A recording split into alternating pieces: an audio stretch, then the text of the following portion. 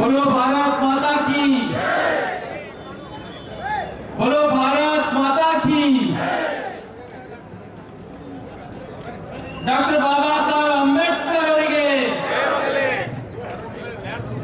ಇವತ್ತಿನ ಸತೀಶ್ ಪಾಂಚಾಳ್ ಅವರ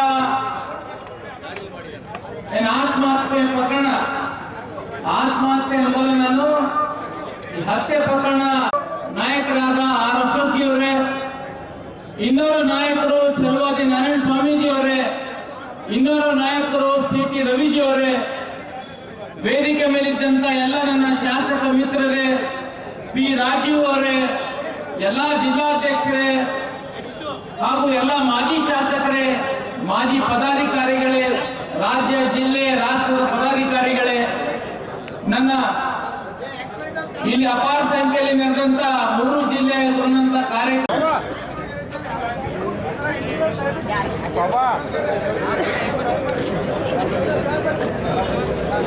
बोलो भारत माता की,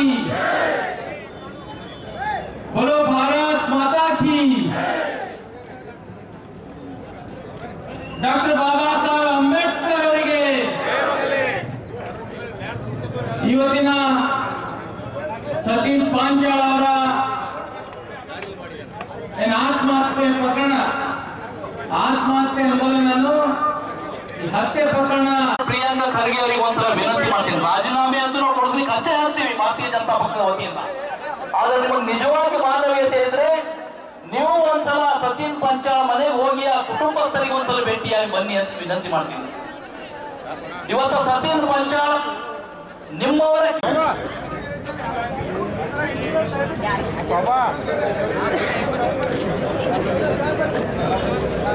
बोलो भारत माता की, बोलो भारत माता की। डॉक्टर बाबा साहेब अंबेडकर ಅವರಿಗೆ ಇವತ್ತಿನ ಸತೀಶ್ ಪಾಂಚಾಳ್ ಅವರ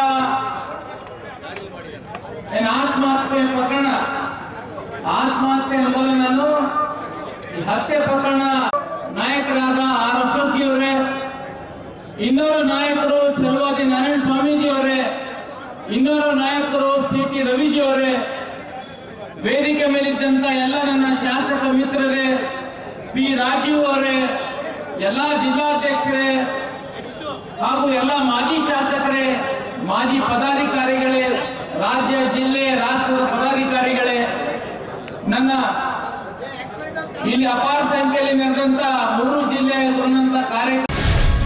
ಗ್ಯಾರಂಟಿ ನ್ಯೂಸ್, ಸುದ್ದಿ ಖಚಿತ, ನ್ಯಾಯ ನಿಶ್ಚಿತ.